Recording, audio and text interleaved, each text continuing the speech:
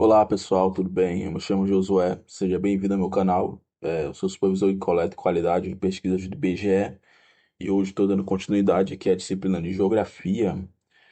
Teoricamente, nós já terminamos a parte de biomas, né? Só falta falar sobre um ecossistema que é cobrado também em provas, né? Que é a mata de cocais. Mas hoje não vou falar da mata de cocais, e sim sobre massas de ar. Eu achei na prova, de 2023, né? Pelo menos para o cargo de supervisor, a banca IBFC não cobrou. Eu não sei se para o cargo de APM cobrou, né? Só que na prova de 2021, que foi feita pela Sebrasp, é, foi cobrada uma questão sobre massas de ar. E eu falei muito brevemente sobre as massas de ar que atuam no Brasil. E como eu vi essa questão, achei bastante interessante trazer esse conteúdo que é curto e eu achei que foi. Eu fiz lá no site de questões, né? E só 40% das pessoas que fizeram acertaram. Então, eu acho que é um tema bastante importante para vocês, né? Por isso que eu trouxe aqui. O que são massas de ar? As massas de ar são volumes de ar grandes o suficiente para influenciar o clima de uma grande extensão territorial, geralmente vários municípios ou até mesmo abrangendo mais de um estado. Essas porções de ar possuem características próprias que estão associadas com o lugar de partida.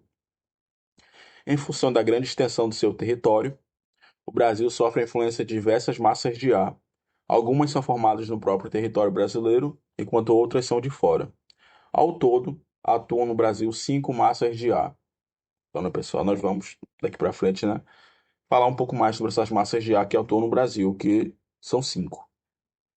Isso aqui é importante lembrar, porque em algumas questões eu vi dizendo que só 4 massas de ar atuam no Brasil.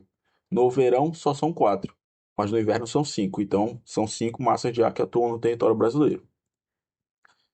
Aqui, né, pessoal, essa imagem que é interessante, né, que mostra onde essas massas de ar atuam no território. As massas de ar se originam em diferentes tipos de superfície terrestre, podendo ser sobre as áreas continentais ou oceânicas. Quanto à localização geográfica, elas são classificadas como equatoriais, tropicais ou polares, de acordo com a região onde se formam. Elas sempre têm um nome com a seguinte estrutura: massa de ar mais classificação geográfica latitudinal mais local de origem. Então, pessoal, as massas de ar sempre vão ter esse nome. Massa de ar, a localização em relação à latitude, né, pode ser equatorial, tropical ou polar, e o local de origem, pode ser continental ou oceânica. Então, né, pessoal, aqui nessa imagem à direita vocês podem ver a diferença entre inverno e verão. Como eu falei, algumas questões falam que só são 4 de ar, né? Massas de ar que atuam no Brasil, na verdade são 5. Só que no verão só atuam 4. A massa polar não atua no verão, já no inverno ela atua, né? E tem aí algumas diferenças, né? Mais pra frente eu vou falar um pouco mais, mas as massas de ar que atuam no Brasil são a massa tropical continental, a massa equatorial continental, a massa tropical atlântica, massa equatorial atlântica e a massa polar atlântica. Vamos ver aqui mais algumas informações. As massas de ar continental, elas costumam ser secas, ou seja, com baixa quantidade de umidade. Já as marítimas se caracterizam principalmente pela grande quantidade de umidade. Elas podem ser quentes ou frias. As quentes são aquelas que se formam em regiões equatoriais ou tropicais. Já as massas de ar fria são aquelas que se originam nos polos.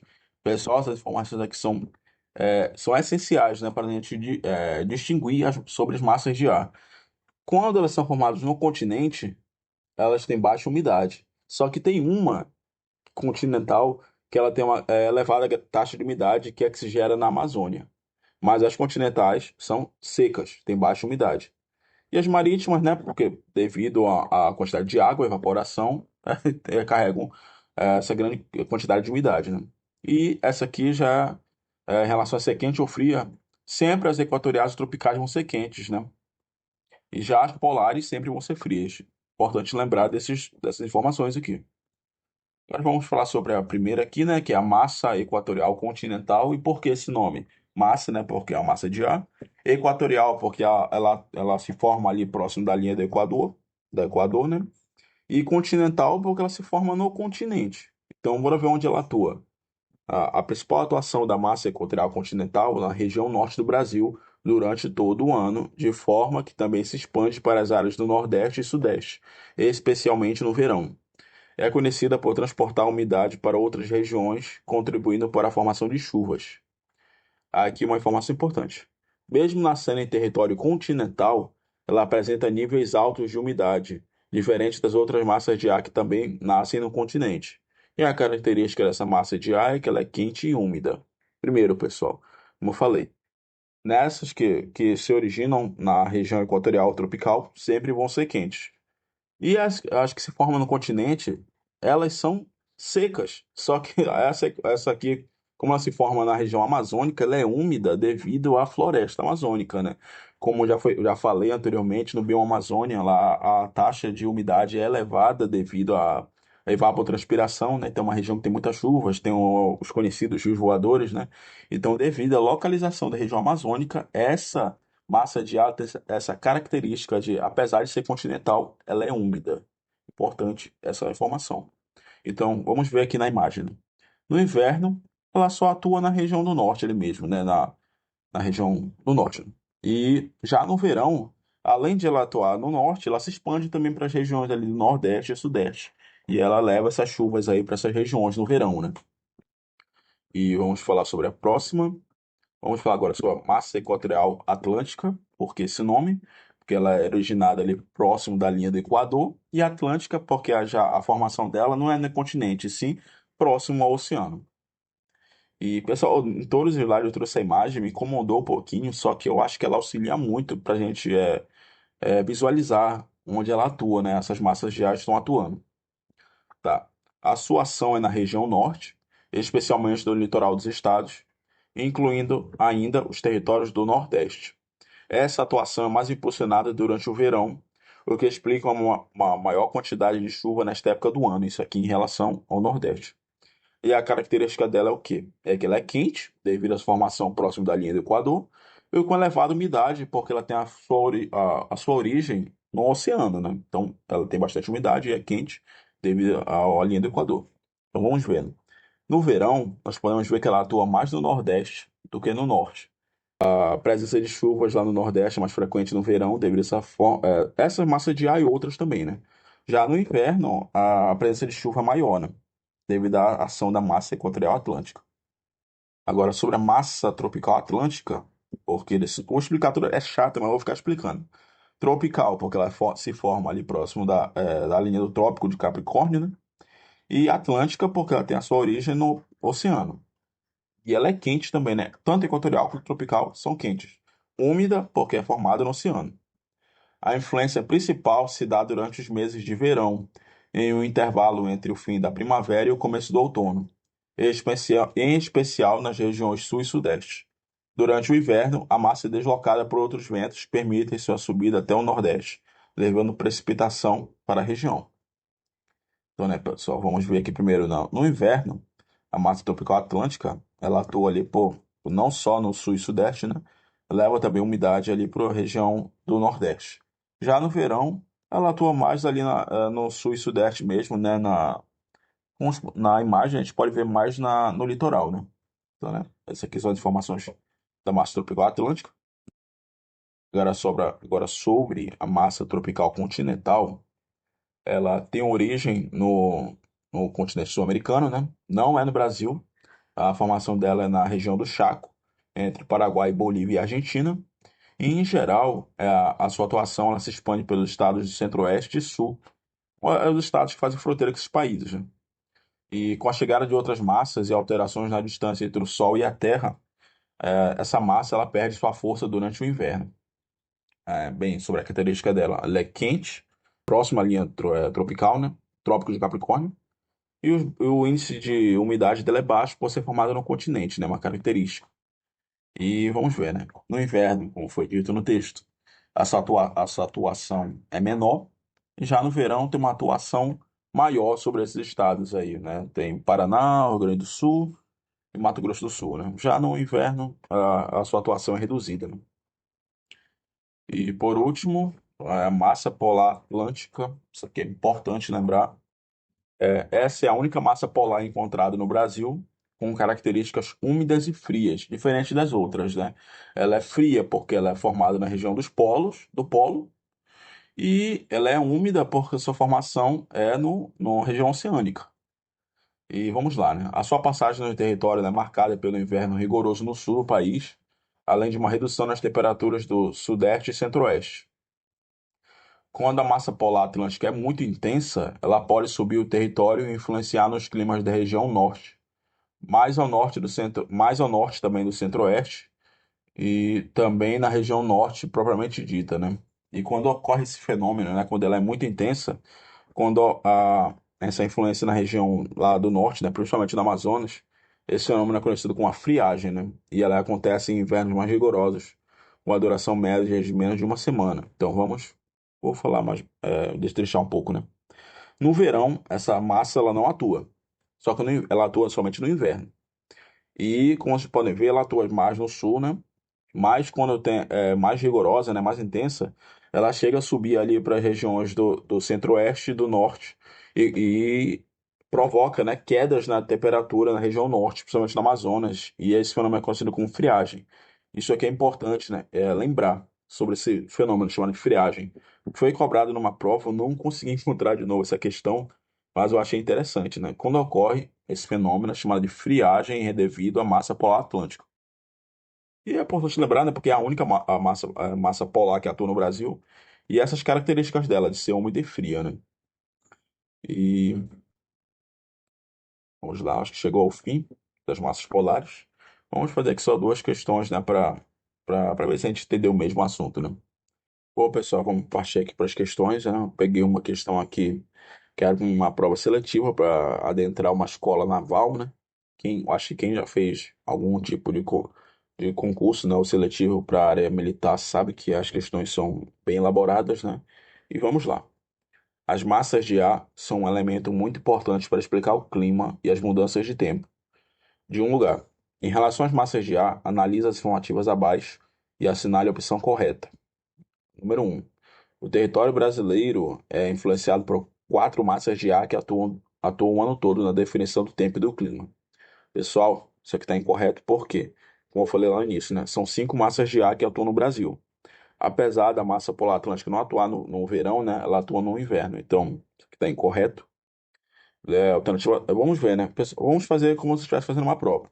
Se a gente sabe que a um está incorreta, então a gente já sabe que a alternativa A e a C estão incorretas, né? Porque não, a 1 é falsa e lá na C fala que a 1 e 3 são verdadeiras. A 1 é falsa, então A e a C já corta. A alternativa 2. A massa equatorial atlântica é quente e úmida e tem sua origem no Oceano Atlântico. Essa massa atua nos litorais das regiões norte e nordeste do Brasil. Pessoal, isso aqui está correto, na verdade, né? Por quê? Como eu falei, como ela se forma lá próximo da linha do Equador, ela é quente, de fato. E como ela se forma lá na região do Oceano Atlântico, já respondendo a outra parte, né? Por isso o nome, ela é formada na região do Atlântico. E ela é úmida porque ela é formada na região do oceano. E de fato ela atua nas regiões dos litorais norte e nordeste. Então isso aqui está correto. Então vamos ver, né? A B pode ser certa. E a D também, né? Então a última aí está incorreta. Estamos entre a B e a D. Vamos ver, né? A 3. A massa tropical continental é quente e úmida e tem sua origem no Oceano Atlântico. Essa massa atua no litoral do Brasil, na região sul e sudeste. Isso aqui está tudo incorreto, né? Porque, pessoal, é bom lembrar. A nomenclatura é gerada como, né? A massa de ar, o nome massa de ar, a região onde é formada, né? Em relação à latitude, né? Tropical, polar ou atlântico. E se é formada no continente ou no oceano. Primeiro, ela fala que é quente e úmida. De fato, é quente, mas ela não é úmida porque é formada no continente. E a sua origem não é no Oceano Atlântico, e sim no continente, né? Isso aqui então, tá tudo errado. E a 4. A massa polar atlântica é fria e úmida, sim, e forma-se no Oceano Atlântico, próximo da Patagônia, no sul da Argentina. Eu não falei onde ela se formava, mas de fato, pessoal, a massa polar atlântica é fria e úmida. E ela tem sua formação no Oceano Atlântico, poderia saber, né? Porque está falando o nome que é Atlântica, e de fato ela é formada lá na região da Patagônia, né? Próximo ao Polo Sul. Então a alternativa correta de fato aqui, né, é a letra D. A 2 e 4 são verdadeiras, né, pessoal? A questão é bastante interessante para trabalhar aí as definições, né? Vamos uma próxima. E foi essa questão aqui que fez eu trazer esse tema, né, para a gente estudar. Uma questão da Sebrasp para o cargo de APM lá de 2021. E eu acho que foi uma cobrança assim bem um nível mais alto, né, em relação ao IBFC. Vamos ler o texto aqui rápida, né? Rapidamente, mas acho que não precisava ler. Tempo vira em São Paulo. Uma frente fria avança pelo sul do Brasil e chega ao estado de São Paulo hoje. Depois de vários dias com céu azul praticamente o dia todo, a nebulosidade vai aumentar já no período da manhã na faixa leste do estado. Com a chegada desta frente fria, o dia já amanhece com muitas nuvens na faixa leste, pegando o litoral, a Grande São Paulo e algumas cidades ao sul do estado. No sul do estado pode chover a qualquer momento. Na capital e região metropolitana, a chuva é prevista entre a tarde e noite. Nessas áreas também podem ocorrer algumas rajadas de vento no decorrer do dia. O trecho da reportagem apresentado faz referência à chuva frontal. Assinale a opção que apresenta as massas de ar que atuam no território brasileiro e que, ao se encontrarem, dão origem à chuva frontal, né? Então, essa questão aqui, nós deveríamos ter conhecimento sobre a massa de ar sobre o que é chuva frontal. Então, pessoal, o que é a chuva frontal? Ela ocorre quando duas massas de água com características distintas, elas se encontram, né? Então, há um fenômeno lá, né, que a massa de ar mais quente, ela sobe, a massa de ar fria, né, devido à densidade. Então, é importante lembrar disso. É quando duas massas de ar com características distintas se encontram. Então, né, tem que ser uma massa de ar quente e uma massa de ar fria. Pessoal, a única massa de ar fria que tem e que atua no Brasil é a massa polar. Então tem que ser uma massa polar, como uma equatorial ou uma atlântica. Então vamos ver, né? A gente nem deveria, nem poderia saber o mais características da chuva frontal, mas só de saber que tem que ser uma massa de ar quente e uma fria já adiantaria muito. E também saber, né, onde essas massas de ar atuam. Vamos lá. A massa equatorial atlântica e massa polar atlântica. Pessoal, a massa equatorial atlântica ela só tem atuação lá na região do litoral do norte e nordeste. Ela não chega para essa parte de São Paulo. Então não tinha como ser essa. A massa polar atlântica e massa tropical atlântica. Vamos deixar para depois essa. Primeiro vamos lá para outra. A letra C, massa tropical atlântica e massa tropical continental. Não pode ser essa, porque as duas são massas quentes, né, devido à formação no trópico, próximo ao trópico de Capricórnio. E vamos ver essa outra, a letra E. Não pode ser também, né, porque são duas massas quentes, tropical e equatorial. Então corta. Vamos ver a letra D. A massa equatorial continental e a massa polar atlântica. Pessoal, por que não poderia ser essa? Porque a massa equatorial continental ela tem mais influência lá na região mesmo, na região do norte, né? Durante o verão, ela tem essa atuação na região do norte, do sudeste, né, e do centro-oeste. Só que durante o verão, a massa polar atlântica ela não tem atuação, só no inverno. Então não tinha como ser essa. A única possível é a letra B, né? Por quê? A massa tropical é quente, a massa polar é fria, então de fato é o que é necessário para ter essa chuva frontal. E a massa tropical atlântica, né, ela tem influência sobre essas regiões aí do sudeste e do sul, né? Então, de fato, quando há a chuva frontal, é quando há o encontro da massa polar atlântica e a massa tropical atlântica. Então, essa aqui é a letra A, alternativa correta, a letra B. E essa questão aqui eu acho que foi um nível bastante elevado, né? Para a prova de ensino médio. E vamos ver aqui, né? As definições, né? Que é a chuva frontal. Ela ocorre quando duas massas de ar com características diferentes se encontram, como uma massa de ar quente e uma massa de ar fria. A massa de ar quente, por ser menos densa, é forçada a subir e sobre a massa de ar fria. Sobre o processo, né? Quando o ar quente sobe, ele esfria, levando à condensação do vapor de água presente nele. Esse processo forma nuvens e eventualmente chuva. Existem dois tipos de frentes associadas a esse tipo de precipitação. Tem a frente fria, que é onde uma massa de ar frio avança sobre a massa de ar quente a subir rapidamente, resultando em chuvas intensas e relativamente curtas, frequentemente acompanhadas de tempestades. E a frente quente é quando uma massa de ar quente avança sobre uma massa de ar fria, resultando em chuvas mais leves, né? Mas que são mais prolongadas, que podem durar várias horas ou até dias, né? Então a quente, ela pode durar vários dias, já a fria, ela é relativamente curta, né? Eu não sei se a gente tem que saber tudo disso aqui, né?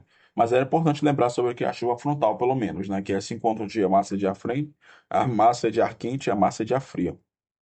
Eu falei também, são três tipos de chuvas, né? Tem a chuva frontal, a orográfica e a outra que eu não lembro, mas a orográfica ela ocorre devido já ao relevo, né?